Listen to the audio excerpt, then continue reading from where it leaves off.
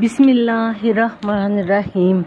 अस्सलाम वालेकुम व्यूवर्स, कैसे हैं आप? उम्मीद करती हूँ खैरियत से होंगे। आज जिस टॉपिक पे हम बात करेंगे वो है हमारे बहुत ही प्यारे साहबी का किस्सा हज़रत उमर की वफ़ात का। नमाज में खंजर लगा, नमाज पढ़ा रहे थे, नमाज में खंजर लगा, नमाज में फजर की नमाज पढ़ाते हुए खंजर लगा। मेरे प्यारे साहबी को आप एकदम गिरे और छुपा हुआ था अबू लहू, ये मजूसी था। ये 7 वार किए इसने खंजर के, तो आप गिरे। पहली सफ वालों को तो पता था, पीछे वालों को नहीं पता था कि आगे एकदम से क्या हुआ है। हज़रत अब्दुर्रहमान बिन औफ लपक कर आगे आए, मुसल्ले पे खड़े हो गए और नमाज शुरू की। और चंद आदमी इस बंदे को पकड़ने के लिए भागे जिसने खंजर पे वार किया था। उस बंदे ने अपने आप को खंजर मारकर खुदकुशी कर ली। आप रज़ी अल्लाह तआला अन्हु को एक मकान में ले गए, दूध पिलाया गया तो वो आंखों से बाहर निकल आया।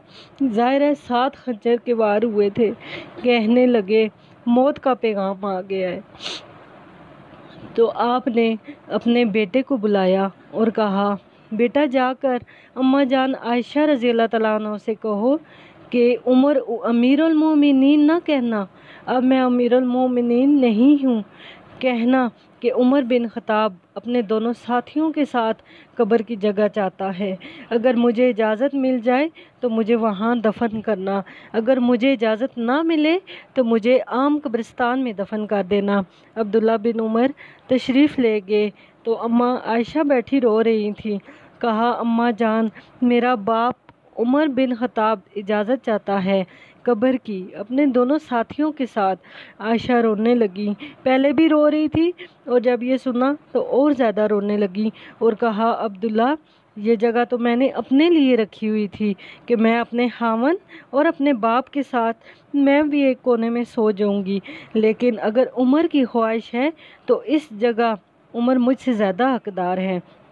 बेटे ने आकर कहा, अब्बा जान मुबारक हो, इजाज़त हो गई।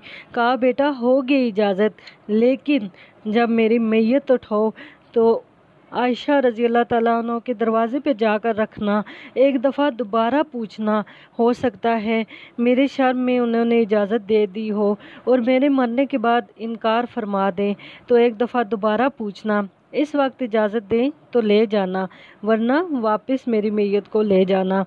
हज़रत अली रज़ी अल्लाह तआला अन्हु और हज़रत हसन रज़ी अल्लाह तआला अन्हु तशरीफ़ लाए। जिस दिन इंतकाल हो रहा है तो घबराहट देखी तो हज़रत अली ने फरमाया, उमर मौत से डर गए हो?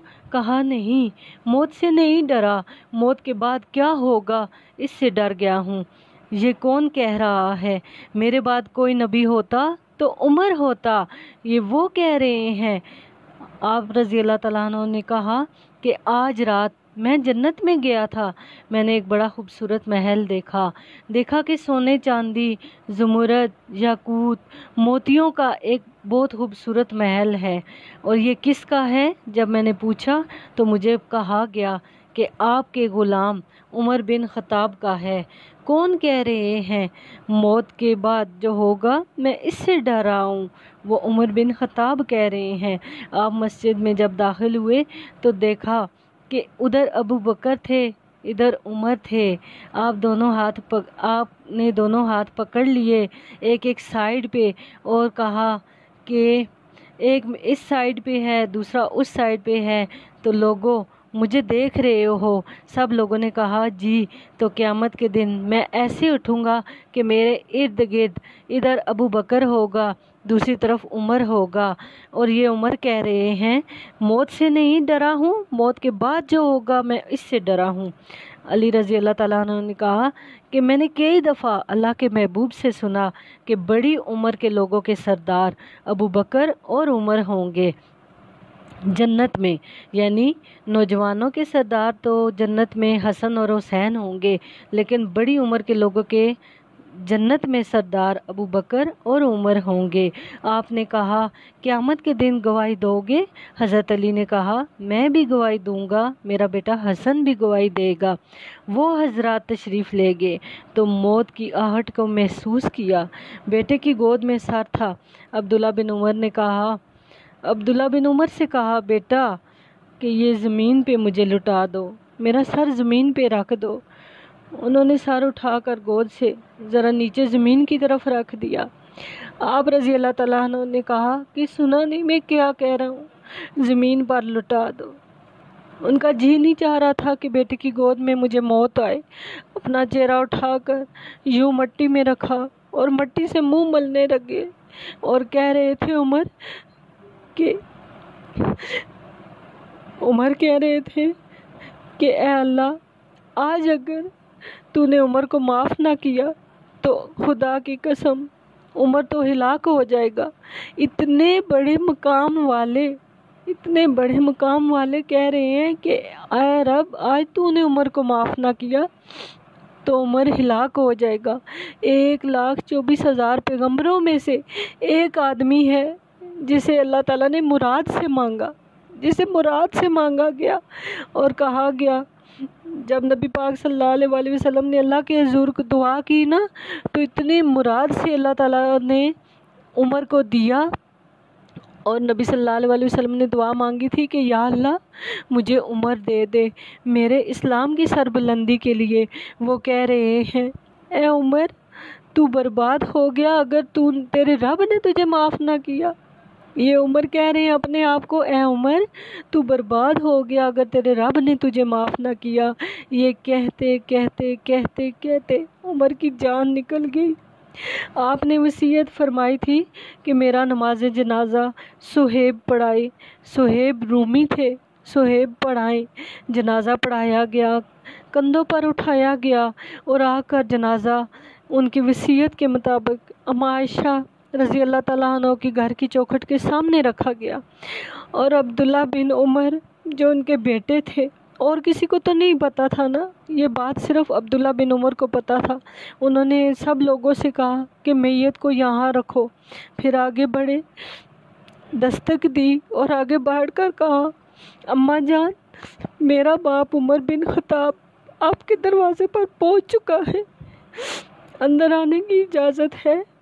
تو اماں جان عائشہ نے فرمایا مرحبا عمر، ہم عمر کو خوش آمدید کہتے ہیں، اور باہر تشریف لے گئیں، اور پھر وہیں حجرہ مبارک میں قبر کھودی گئی۔ عبداللہ بن عباس فرماتے ہیں کہ میرے کندھے پر کسی نے ہاتھ رکھا تو میں نے یوں پیچھے مڑ کر دیکھا کہ جناب امام المتقین حضرت علی رضی اللہ تعالیٰ عنہ کھڑے رو رہے ہیں اور فرما رہے تھے کہ عمر، مجھے پتا تھا کہ تیرے سوا یہاں کوئی نہیں آ سکتا۔ میں نے ہزاروں دفعہ نبی پاک صلی اللہ علیہ وسلم کی زبان سے سنا تھا کہ میرے ایک سائیڈ پہ ابو بکر ہوں گے، دوسری سائیڈ پہ عمر ہے۔ ابو بکر آئے ہیں، عمر گئے ہیں، اور میں اور ابو بکر اور عمر یہاں پہ آئے، یہاں سے گئے۔ میں نے اپنی نبی کی زبان سے اتنی بار یہ سنا تجھے اور ابو بکر کو، تو میرے بھائی بہنوں، میرے ویورز، آپ یہ بات غور سے سنیں، یہ وہ لوگ ہیں جنہوں نے رضی اللہ تعالیٰ عنہ کا ٹائٹل جیتا۔ دیکھیں یہ ٹائٹل کوئی عام سا نہیں تھا، رضی اللہ تعالیٰ عنہ۔